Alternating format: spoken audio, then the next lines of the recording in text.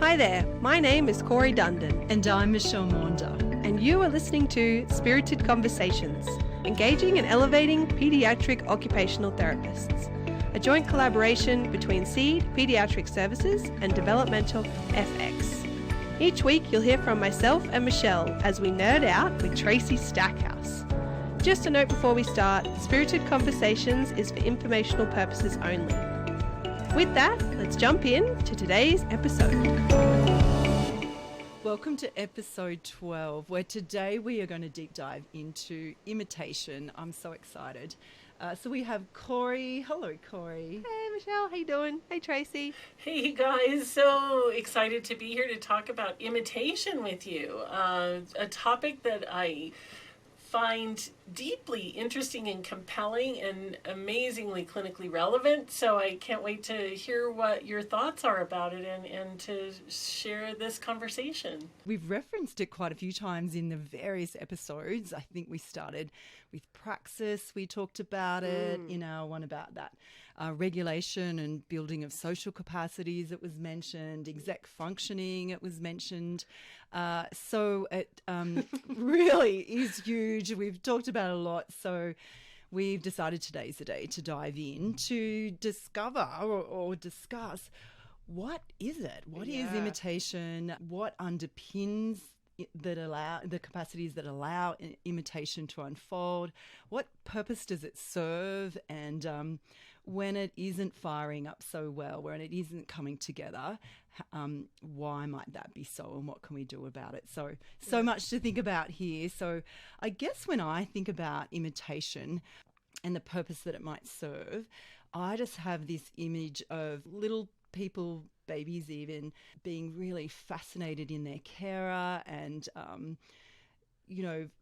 watching their lips move and that they're compelled to do the same as whatever their carer is doing. And it, burgeons into that peekaboo games where initially it doesn't have a context, but it's driven by this perhaps being with another and copying it without a real schema or context to place that in. So, and it is a social and motor planning and, it's got all the things underneath it, but it's perhaps driven by the socialness of it. But how do you think about imitation, Corey? So funny because if someone says to me, imitation, as a just automatic response of what comes to mind, I don't go to the depth of little babies, but that is such a good example. But what got sort of triggered off straight away for me was when you're a little kid and you really want to annoy your sibling, or your sibling really wants to annoy you or a friend, and they start copying you and you're like, stop copying me, and they go, stop copying me, and you're like so annoyed by that. And so I was just thinking of imitation like that, right, where you literally just do the exact thing that the other person is doing, but which is why I'm excited to talk about this today, because I know that it's neurologically so much more complex than that. But that's kind of where I first went when I thought about imitation. I was like, when you do the exact same thing as the other person. But it's like there's so much more to that, to imitation as a neurological concept. I guess it's a neurological concept that we're talking about here, right, Tracy? Yeah, it is a neurological concept, but I think even before we talk about the neurological concept of it, it's such a deeply developmental concept. So in a lot of developmental psychology theories, the concept of imitation comes up. And also, in a lot of our treatment approaches, the idea of modeling or direct imitation is pretty infused into the intervention approach. And that's really a reflection of the fact that as human beings, we use imitation as a mechanism of learning, as a mechanism of acquiring skill, but it's because we're social learners.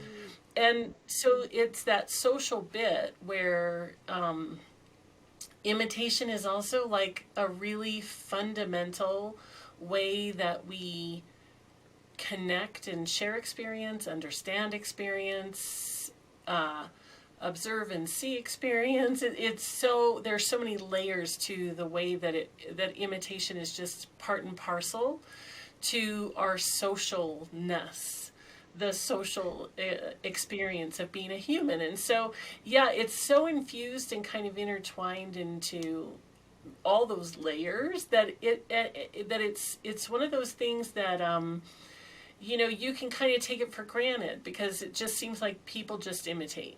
And we just do that, right? When you're with people, you get in sync with them, you match them. If you go to a gathering of people, whether it be, a solemn event or a celebratory event, what you'll notice is that people start to match each other in their posture, in their gestures, in their word choices, in so many different layers. And so it's just this really inherent quality, and it's easy to kind of overlook it. But as soon as you start to say, wait, let's talk about imitation, it's like, whoa, there's so many layers to talk about. Yeah. So does that set up... Oh, I'm diving in here. Oh, I was like, there's so many thoughts already. It almost feels when you speak about that, because I have that experience. And do you know what? In some podcasts, we've used one word, exquisite. I think we smashed exquisite in one word, in one episode. And I think another one was... I don't know. intuitive. And it was like one of us have said it, and we've all, end up using our hands and using the similar words. So I'm not sure what the word of this episode is. Let's see. But but it's a bit pro-social. Like that's making me wonder if there's some not conscious syncing up of people that serves a pro-social reason. Do you know, if we're all starting to approach and look similar, that signals some safety, I guess. I don't know. Yeah, That's well, a bit random. No, but like we're like Tracy's saying, we're social beings. Like, so that would make sense that this helps us to connect with fellow human beings, and to that was really a key way we would stay safe, right? To be able to get in sync with the other human beings around us and to be part of the group. Yeah, that's right. So in some of the really deep developmental psychology around this, Melinda Carpenter comes to mind, obviously Andy Meltzoff. There are a lot of different developmental psychologists, Jacqueline Nadel, who's a French woman who studies imitation. But a lot of the work that Melinda Carpenter, who studies this in kind of non-human primates and then also in children, is that we have this push to recognize the familiar other. And so if you have, and we do that through these imitation neural circuits, mirror neuron circuits, and actually sensory motor circuits that allow us to notice similarity and difference. And we want to find safe, familiar similarity in order to establish our kind of ground. And so it's got this real protective quality to it, where it does establish a foundation for us of, oh, I see you and I recognize you and you're like me. You move at the same pace that I move at. You move for the same purposes that I move. You react with your emotion the same way that I might react. And there's a familiarity and an affiliation and a safety quality to all of that. And then also we start to recognize that we can lead each other, and that we can create this, kind of lead and follow. And then from that, we realize that if I follow you, I might learn something from you. And we might then co-create something. And maybe that co-creation is because we need something for survival or something like that. And so imitation has really played a really critical role in our kind of evolution as a species. And In the world of kind of, evolutionary psychology, there's a lot of study of imitation, actually. It's pretty interesting. But for our purposes, I think it's good to start to think about how when we say the word imitation, it isn't one thing. And so in the deeper science, they deconstruct imitation into lots of different bits and parts.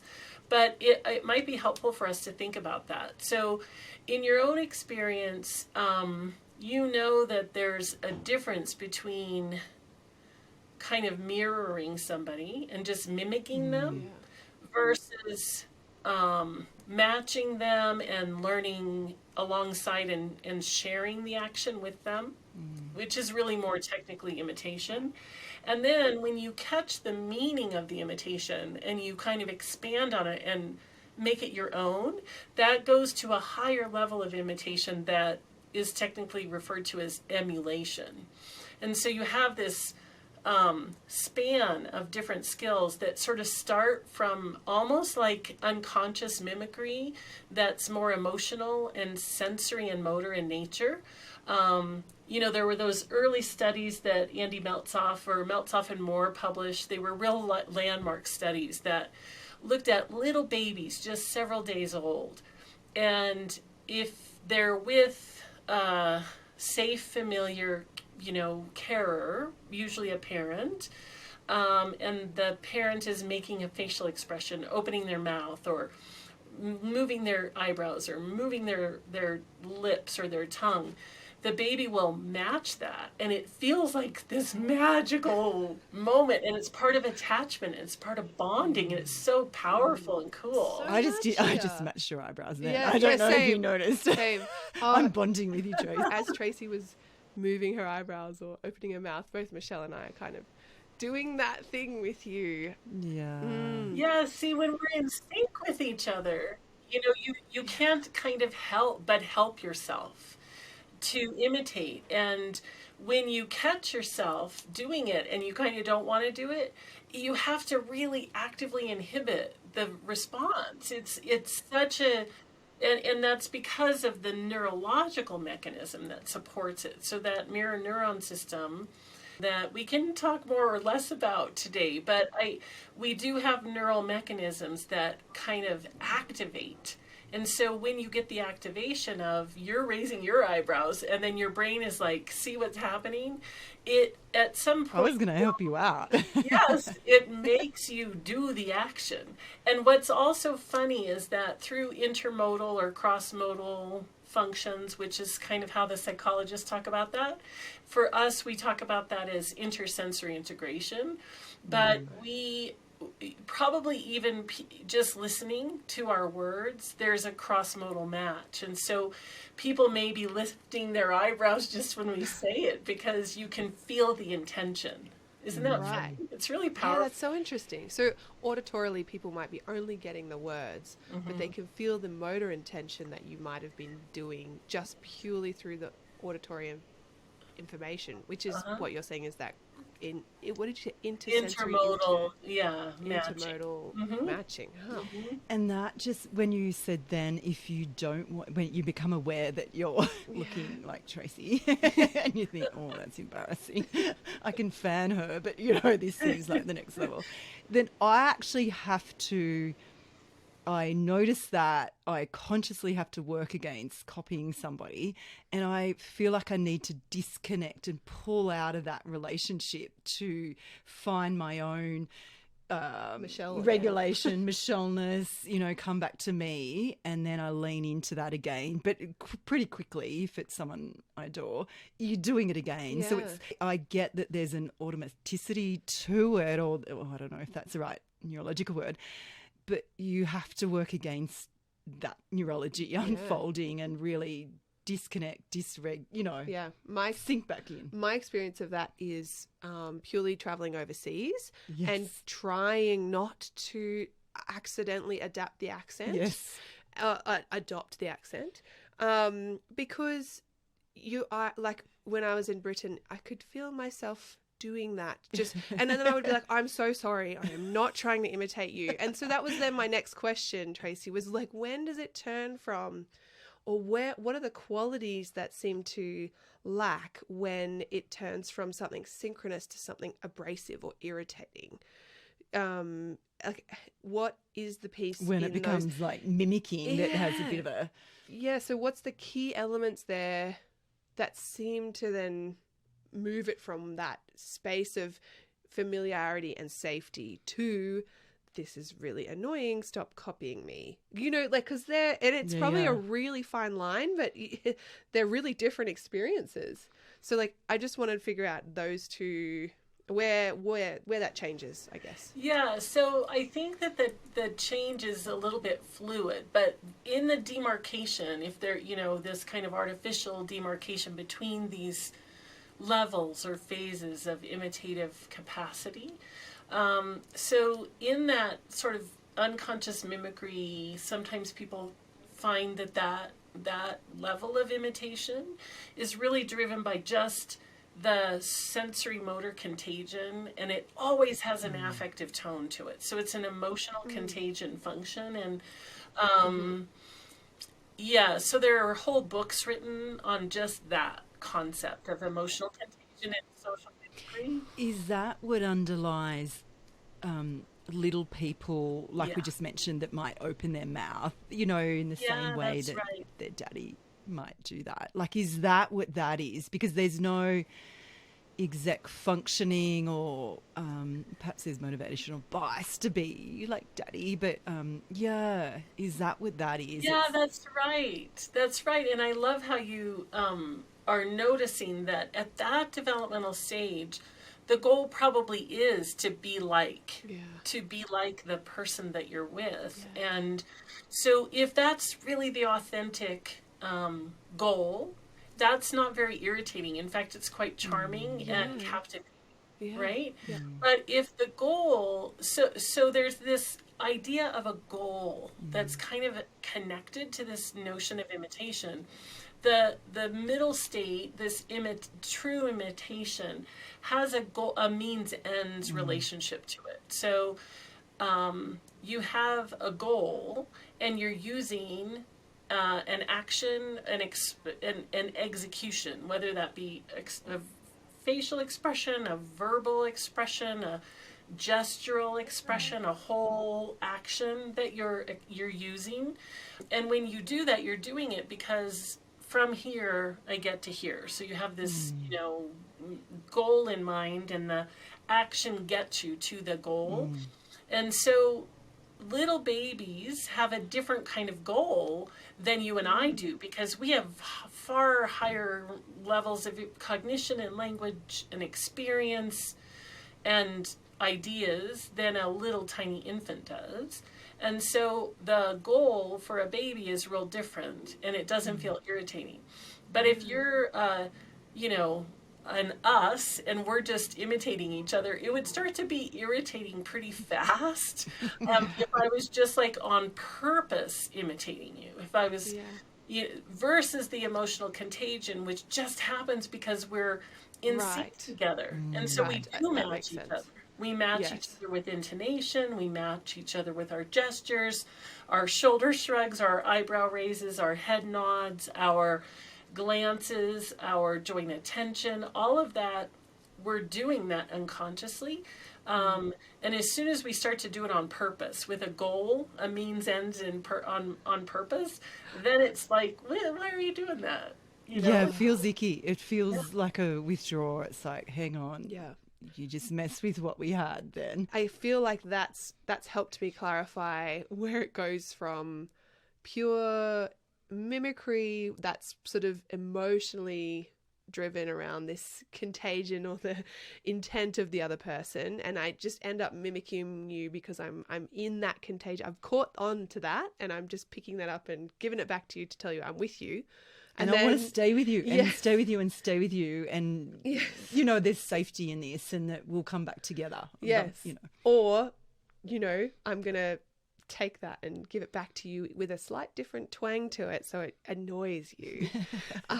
So that's really interesting, Tracy, because you've talked about that the goal developmentally for the baby example that Michelle was talking about is to be like, because at that point we want to bond, we want to connect with our caregiver, and not in a cognitive way, just wired in innately, we want to do that.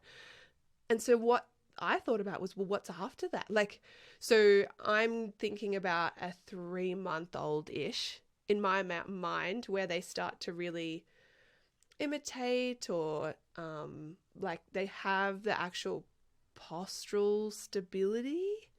And there's probably so many things going on, but yeah, they can stay with their caregiver, they can kind of find their midline, they can kind of actually orient and organize, and then actively give a motor response that reflects what they're seeing. So there's so much in that, just in that part. I'm like, because the sensory motor, the perceiving the face, seeing it, then replicating it, the staying with, the attention, there's like so much going on there. But yeah, then I thought, oh, well, wonder what the goal is in terms of imitation for the next developmental phase. I mean, skill development. Yeah. I mean, I don't know. Yeah. It's skill development, and it's, again, it's a richer, deeper level of that social connection. So where the 3-day-old is just sort of unconsciously mimicking the tongue movement, by 3 months, the baby's like, do it again because that was cool, and do it again because I want to refine what I'm doing. I want to actually match you even more. And so you'll see, I have a 3-month-old granddaughter right now, and I just was watching her do a lot of imitative play over the weekend, and she is... if you stick your tongue out really far, she'll stick her tongue out and then she'll try to do it far. Like, she's really getting that intermodal matching. She knows about whether it's my lips that are moving or my tongue and she wants to repeat it. And then she wants to share the joyful hilarity of the fact that that just happened and that we just had that occur. And then she can start to have reciprocity already, where she imitates you, then she expects you to imitate her. So it starts to have a serve return quality to it. And so it starts to be really much more sophisticated in the social exchange that's happening. And it's so powerful to watch that happen. Because she works out that she can initiate that. Not does she just follow, but she can initiate. Have agency. Yeah. Perfect. Yeah. I was just you thought about exactly the same thing I thought about, Michelle, which is that is like the start of praxis, and the fact that she can discriminate even lips to tongue to refine the skill. And it's just there. And even the timing of it, like the timing in relation to you do it and then I do it. Yes. But the timing of the action where the tongue goes out and then she juts the chin probably to get it further out, but then back in, and then it's your turn. So that's that. And that's all part of sequence and praxis. timing. Yeah.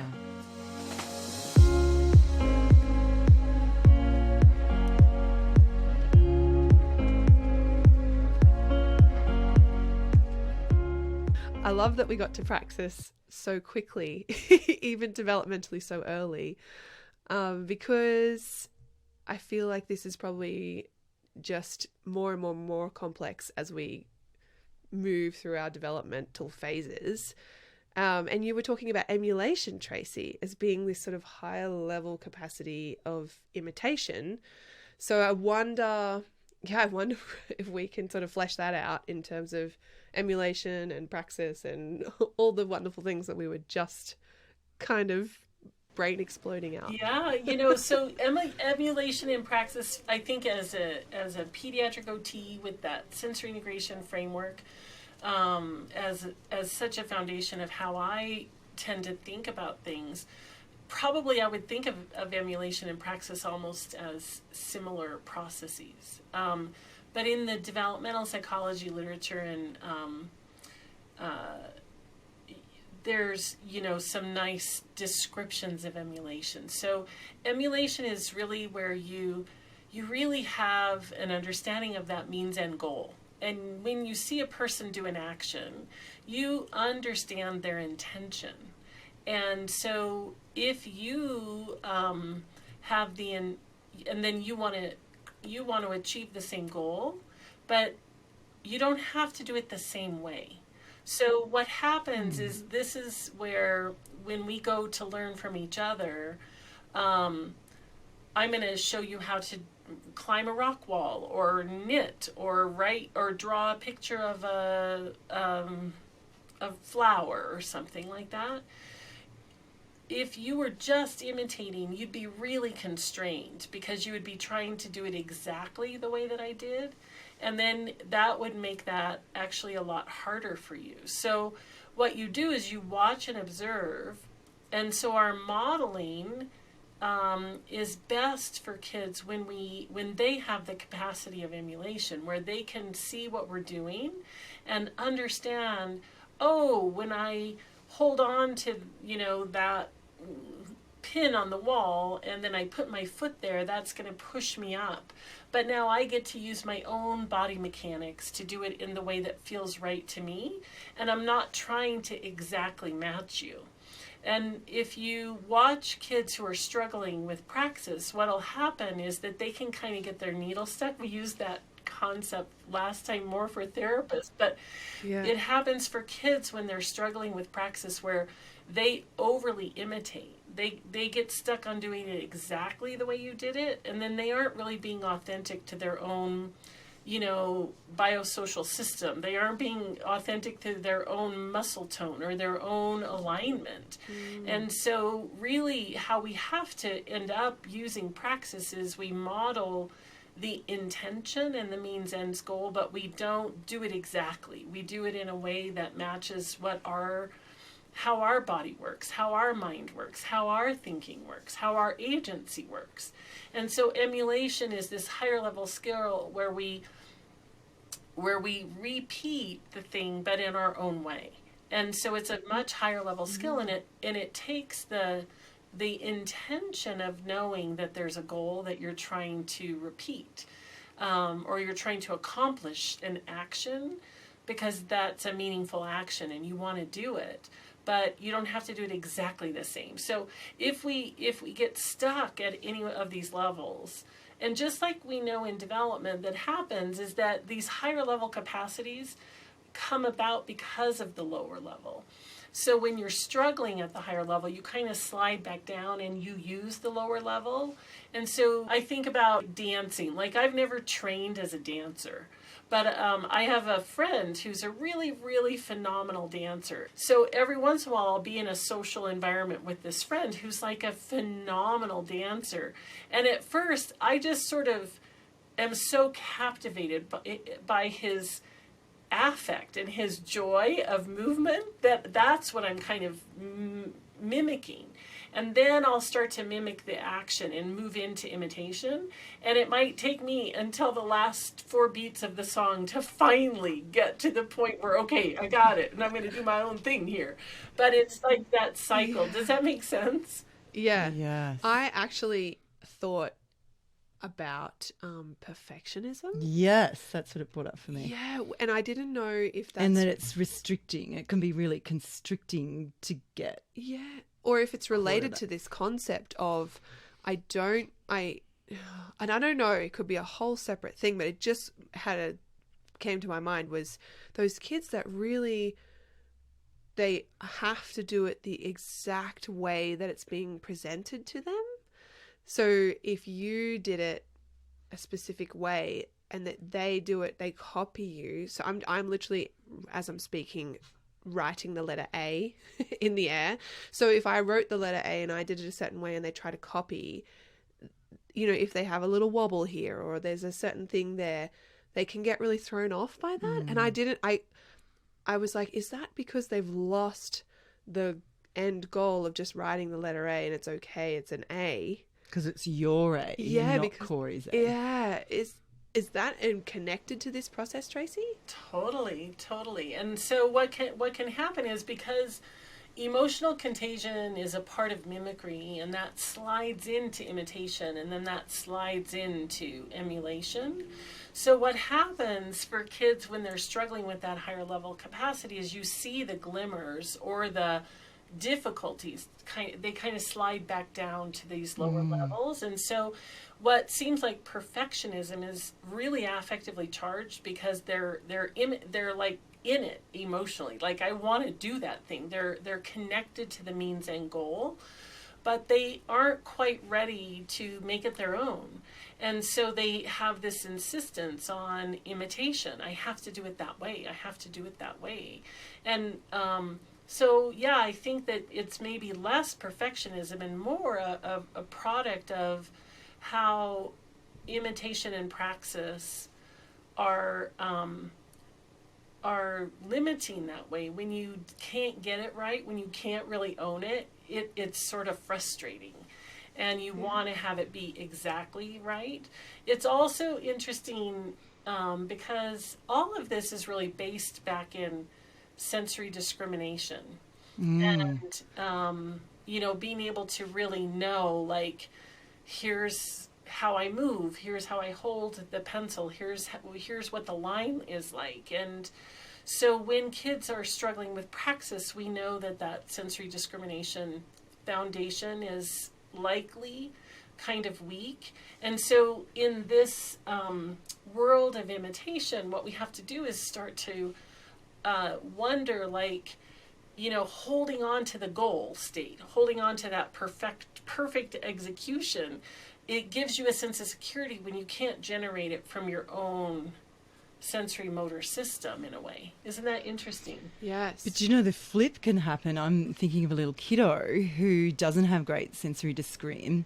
And so he certainly like, my tendency would be to imitate, and, I'm trying to learn yoga at the moment. So I want to imitate, and then I add my flavor when I'm thinking, oh yeah, I've got that. And then I do my own thing, where because his sensory discrim isn't great, and he's, when he doesn't pick up his errors so well, so he's, tends towards, I'm just going to do it my way. So he goes to that first, rather than really fine-tuning it and imitating it really well and then adding his flavor. He's just kind of adapts, really, by going, I'm doing it my flavor, I see what you're doing, but I can't actually do it, so I'm just going to do it over here my way. But is that when they don't have the emotional contagion investment in the end goal? I don't know. I think he's got a lot of investment in, I just want to have a crack, and I know I'm not doing it right, and I don't want to let that get in the road. And he doesn't have the perfectionism, so he just keeps changing the plan. Yeah, I mean, I totally know. I'm picturing the same kids, because they know that whatever is being presented to them is for their own capacity too hard. As in, like, they can't get the midline organization, or they can't get the planning and the timing and the sequencing, and they know that they can't, like, just from watching it. And so I don't know, like, it sounds like he is invested in doing and being with you and experiencing, and I don't know, he wants to play. He wants to play with the ball, and he wants the ball to bounce off his knee, like I might. That's not what we're doing. I'm making that up. Yeah. But it's like, I'm not going to stand on one foot and put my hands on my hip, whatever the example is. But it's like, I'll do it my way. Yeah. Like, so is that where you don't get the errors picked up? Anyway, we're going into praxis, but without that enough of a lean into imitation and error detection and repeating, that you don't get the skillful development. And so having too much of I'm just going to do it my way doesn't lead to enough accuracy. Yeah, it's really interesting. I think for different kids it would be a different reason, right? But if we think about the process of praxis, that includes, like, here's my idea. Now, very often the idea comes from deferred imitation. I saw people throwing balls, and I want to be a ball thrower. So sometimes ideation comes just from pure creativity. But most of the time it comes from deferred imitation. You know that there's the possibility of this action. And so in that, there's this internal representation. It's like a schema that you're holding on to as the comparison, so that when you do the act, you go through the process of planning and execution, and then you monitor. And you monitor to the, what was it that I was trying to do here? I was trying to throw the ball, or I was trying to be in downward dog, or I was trying to climb the rope wall. And then if the thing you did doesn't match what you thought you were going to do, which is true for the writing the letter A, or it's true for balancing or whatever, some kids are going to respond by, I have to be exactly how my idea was. Other kids are going to be like, I'm never going to get that idea, so I'm just going to keep randomly changing it because it's too hard for me to get that efferent it's too hard for me to get from idea to matching the copy to get the comparison data. And lots of times that's true for kids who have really weak body schema, because they don't get good feedback, and so it's like, I couldn't match it and whatever. It's also for kids who have really poor body-based working memory, where they think they're doing the act, but then they don't actually really remember what it was that they were trying to do, so they just change it, because then it's like, yeah, whatever. And so kids like that can look a lot more impulsive and kind of random, and less able to repeat skillful action. And, you know, all of us only improve through repetition and error correction and facilitating that learning. And so, yeah, I think for different kids it's different. And that's why it's so fun to talk about this, because for every single clinician, one of the journeys is to really fine-tune your observations, so that in those moments you're like really like tuning into what is it for that child versus that child that's driving that kind of what seems like kind of random behavior or silly behavior, or just disorganized ability to repeat or to develop higher level skill. And then when you start to observe it through this lens, and you're like, what's interrupting imitation? Now, imitation is such a robust skill that if it's not available in a really full way for a child or an adult, then you wonder why. What's going on there? Where is that difficulty coming from? And then we can try to work on that to fill in the gaps to make it easier. Yeah. Do you have thoughts? I've got a gazillion thoughts.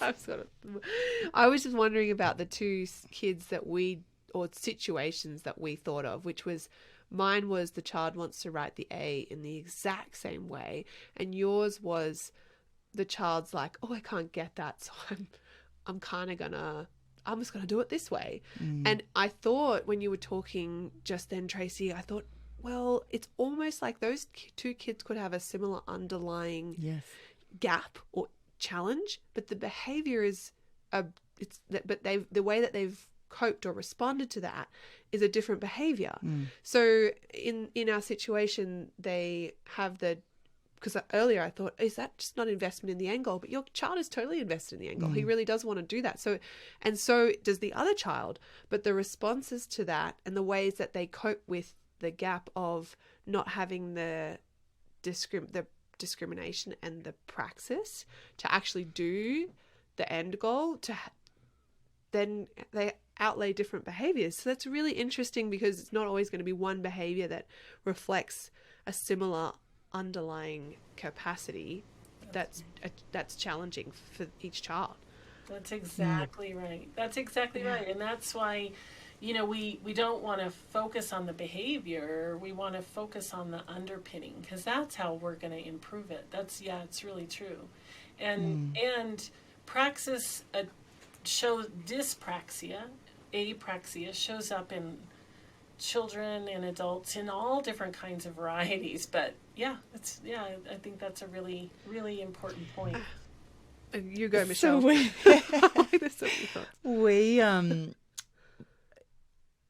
For me, the idea the capacity of imitation illustrates for me the spirit model, for example, because for me it requires all the different domains to be available, so that postural system, so there's some stability in the core, the neck, the head, and the eyes to really focus on the thing.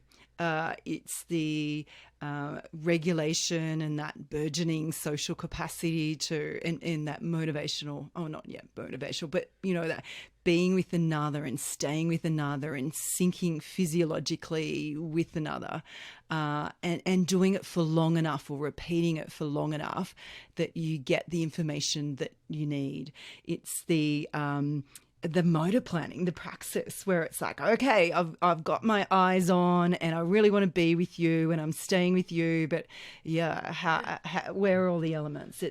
It's that exec function of the attention, that I'm going to stay with you intentionally, and then I'm going to have, the working memory, the visual aspect of it, the error detection, the feedback and repeating, and it just requires all of those underlying capacities. Did I forget anything? No, but it's so true, because in the examples that we've talked about today, we have danced across literally every single area that we've talked about so far. So just in the 3-month, or the really fresh babies, the 3-month-old babies, we were talking about the ability, the imitation, that ability, how imitation allows for but really contributes to this process of bonding, right? So we've started straight away with social emotional development. And then, but before that, I thought, a 3-month-old has actually done some postural development. So we've gone way back over there and we've sunk into the postural stability. But if you think about the 3-month-old, they've also built their capacity to regulate. So we've already danced across all of the lower route systems in the brain around just this one thing, which is imitation. And then suddenly we're like jumping up into praxis and executive functions. Because like you said, now if I'm Michelle's little friend in the treatment room, I have to organize my attention and shift my attention to Michelle and sustain my attention on Michelle so that I can take in the game that or the activity that we're playing. And then I can sustain my ideas on that and organize my own body and body schema and planning to then try and replicate it. And it's really mind-blowing.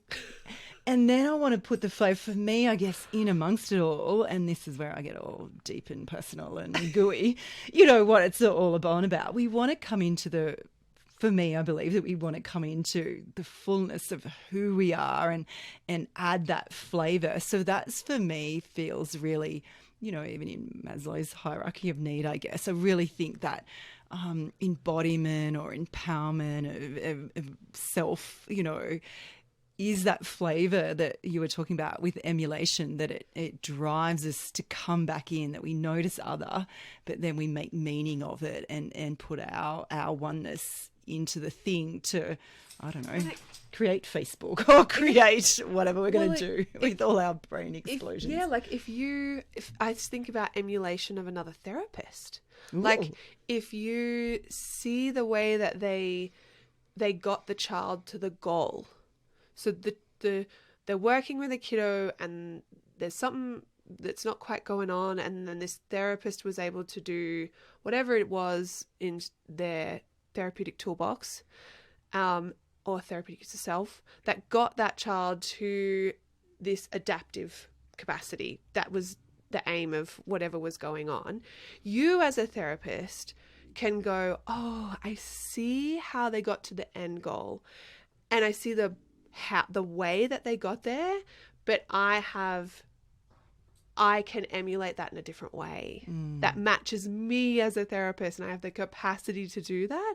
Because when you first start treating, you really almost start with imitation. Yes. You imitate what other therapists do, and then you haven't quite got the whole concept of, these are the bits and the parts that kind of get me to the end goal, and I'm really invested in the end goal, but I don't know if I haven't got the capacity yet to do that as a therapist, I'm just going to imitate other therapists. But as you start to build your depth in clinical knowledge and skill, you can see, I know where the end goal is, but I don't have to get there the same way Michelle does. No. I can get there this way because I have like the embodiment of the schema, I guess. Is that right, Yeah, Tracy? that's exactly right. I love it. I think that's exactly right. And truthfully, when you first are learning a handling technique, let's say, you learn it through imitation, but right away it's like how you are in touch contact with the child that you're using a handling technique. Your muscle tone, the size of your hand, everything is different. So the physical properties that you bring promote your own ownness, your own unique qualities, right? And so much of this is that when we say embodied, we really want each of us to just feel like we can accomplish the meaningful things in our lives. And so it's exactly right. And also when you try to imitate the other person right away, you'll start to feel like, well, I can't do it the way you're doing it because it doesn't look like me.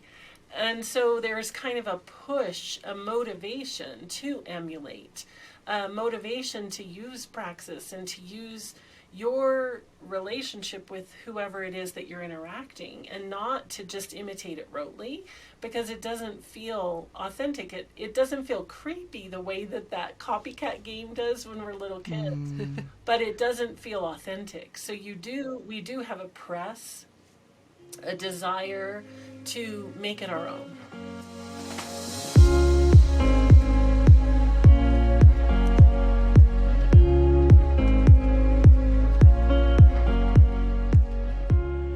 Trace, I'm interested in this idea of emulation because I think I was a little perfectionist girl who repeat, and that it's taken me until 40 to start emulating.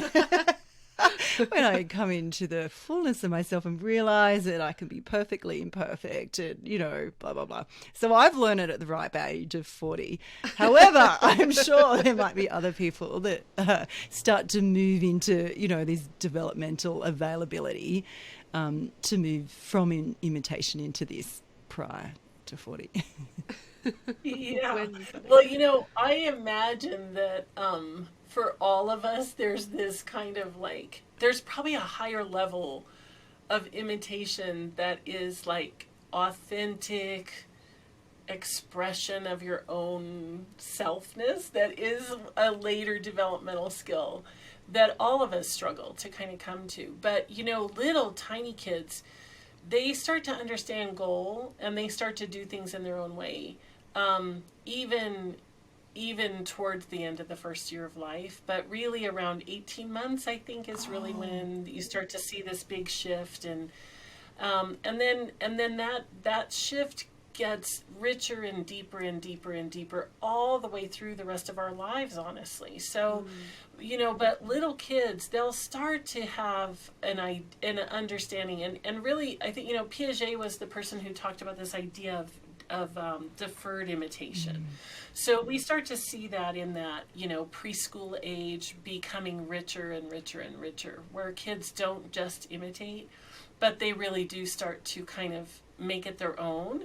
And so you can think about little preschoolers where they're, they're playing in the sandbox, and one is digging like the dump truck guy, and the other one is digging like they're an animal digging, and the other one is sort of digging on their own because they just are digging in their own way, and they're all actually kind of imitating the same skill, but they're adding the narrative and the story and the pretend. And so through that language development and cognitive development, emulation gets richer. But language development and cognitive development depend on imitation. So we have to really be able to imitate to start to unfold those other skills. And so you'll see in early developmental curriculum for kids who are struggling that imitation is often a focus of intervention. The problem can be that it can be really inauthentic, where you're just drilling kids to sort of like clap your hands because I clapped my hands on command. And that isn't really authentic imitation or emulation.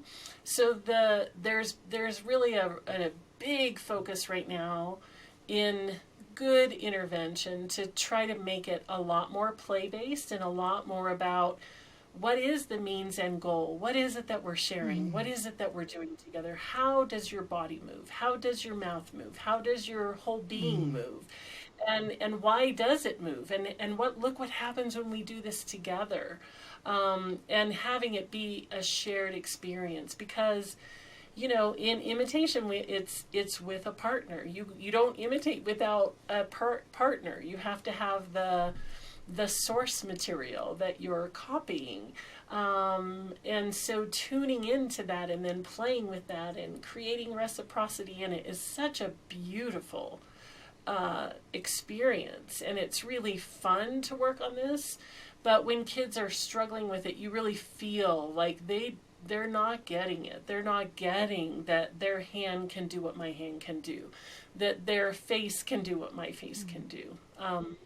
The other thing that I think is pretty interesting in the early development of imitation is that little kids, if I raise my eyebrows because I'm being silly and I'm flirting with them and playing, and then they do it back, they don't have to see their own face to match it, because they can match it. So that's the contagion, and that's how mimicry helps you to build sensory discrimination and awareness. It's really different than doing something with your hands that you can see. So I can see my hand open and close. I can see my hands clapping. And so I can monitor that and observe it and modify it and become more skillful when I can see it. So there is some really cool research that talks a little bit about how different imitation skills are if you can see what you're imitating versus if you can't see what you're imitating. Right. Yeah. So I was just thinking about the kids that love the mirror. Yes. Yeah. I was just, is that whole I can see it so I can figure it out? Yes. That's exactly right. Is that related to that, again, back to body schema discrimination of It is. my eyebrows are up, my eyebrows are down, my mouth is open, my tongue is out, my tongue is in, my cheeks are puffed out, or whatever.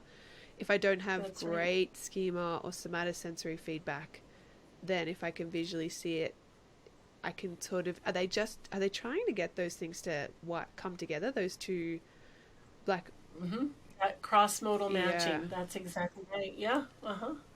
We also have to just thinking about give them some space to do that, which is that reciprocal component, I guess, where when you were talking earlier, Tracy, about, when it might come in for a younger child, there's just that stage where, my own kids were like, I do it.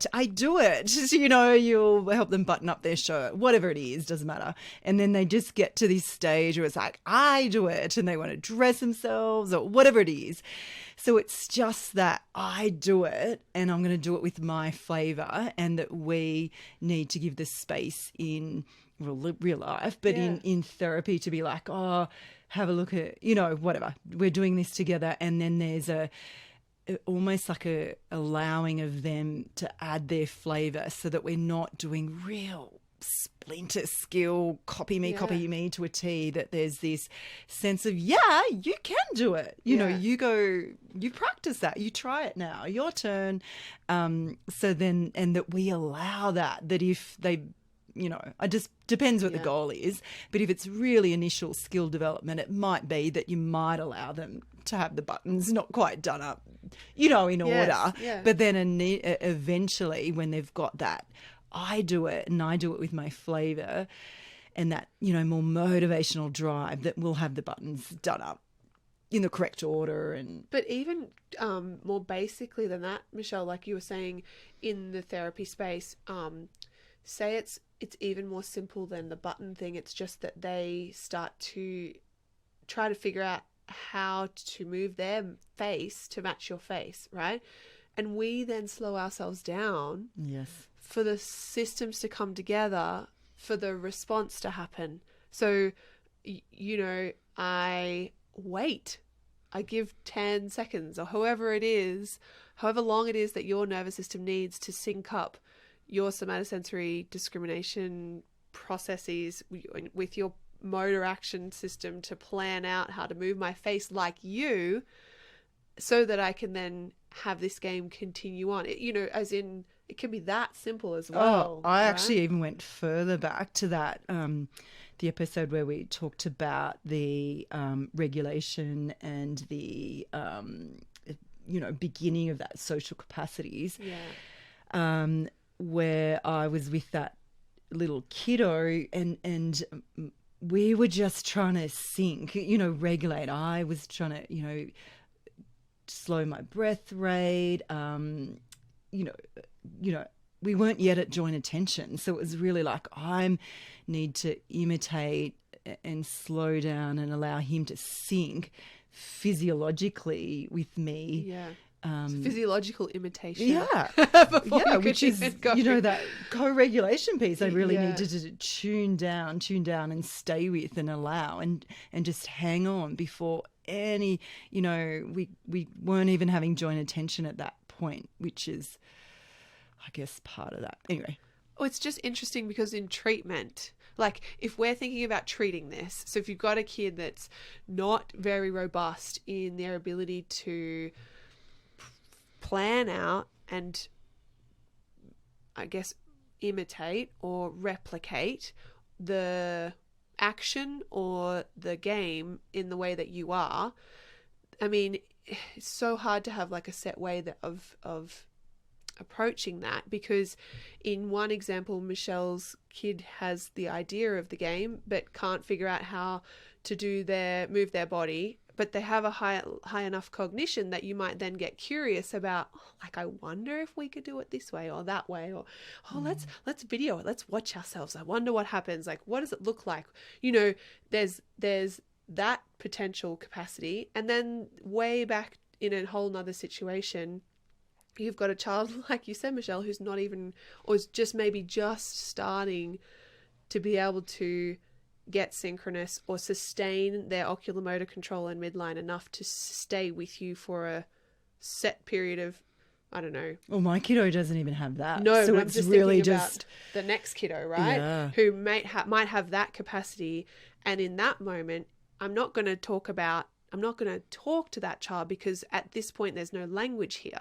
But I'm going to tune myself up or down depending on how much time you need to sync up your somatosensory system with your motor action planning and praxis system, so that you then can do the end goal that I can see that you want to do, but that your capacity is still emerging in that. So I have to be able to give you the time and the space and set you up to then have success to do that. Yeah, that's exactly right. And the idea of we're here together. For some kids, that just takes a long time for your presence to be salient enough that then when you have a shared exchange that matches, that salience resonates and is strong enough, right? And so in some of the really early work, I know, there's this kind of focus on increasing the salience, reducing the competition of other things so that you're really more available and you're staying co-regulated enough that then as you increase your action or your action on an object of shared meaning or shared attention, or you increase your affective tone or whatever it might be, that the child is like, oh, that was interesting. That was interesting. So that orienting response to that was interesting has to be present for imitation to ever even be possible. So we're really going back to really foundational sensory discrimination, orientation, shared moments of salience. And from that, then we can start to have that be interesting. And from interest, we can start to build into imitation. But for some kids, that's a slow journey. because that imitation, you need the attentional system and, you know, that motivation to, hey, do that again. And we want them to do that rather than us. So that, give it to me again, you know. It's so fascinating that it all has to rely on that ability to tune in and orient and organize my nervous system to find that thing meaningful to me, to then go to, I think I want to try doing that the way that you did that. And so obviously in the social system, we come wired to finding our parent or carer, whoever it is that's the person engaging us. We come wired to want to be interested. We're interested in that from the get-go, typically.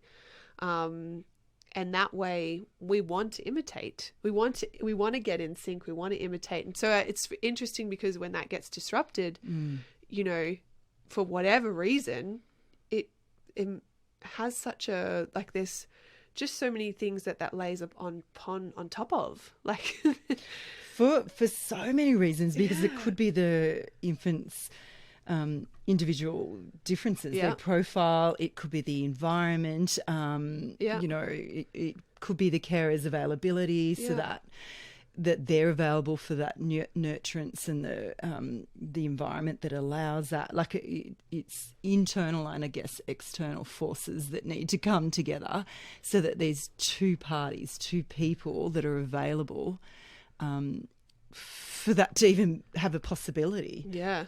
And it's cool that we get to play around with the different components in treatment to see which part of that, if the sensory motor piece is the hardest for the child. So loud, unexpected sounds disrupt that, then it's like, great. Like, you know, you can figure out how as a therapist to mitigate that or reduce your tone of voice. Or if it's, you know, their postural tone is poor, then how do I support their tone to allow the thing to come together? Or if it's, you know, just organizing the spatial envelope, okay, how do I get them into a space that allows? It's so interesting that, and you know, it's been said so many times, I've heard lots of my favorite mentors say this, but if it's not, you know, if it doesn't work, it's an assessment. If it works, it's treatment. You know, you're always trying to figure out what works and what changes you can make to allow the capacity to emerge. So it's really,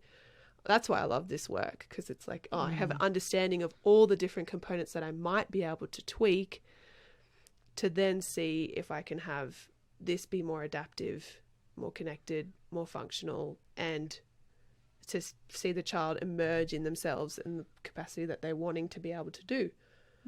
I also think that the invitation to do this kind of deeper clinical reasoning, really think about things developmentally. So if imitation is this conduit capacity, it's a skill that kind of ends up being so essential for every other thing that we end up developing.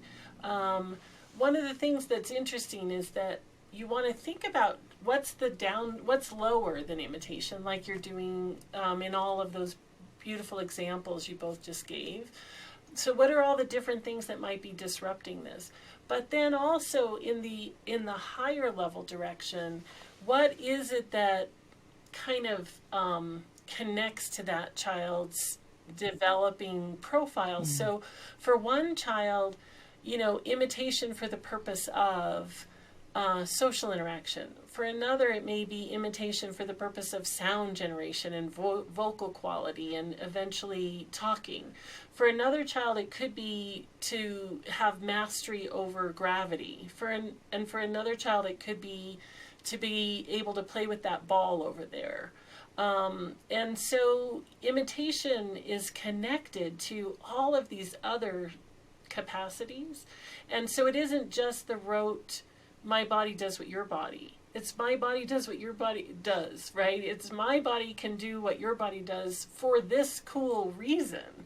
And so sometimes for some kids, we have to fill things in by going lower and figuring out maybe it's the muscle tone that's making it really hard for them to figure that out.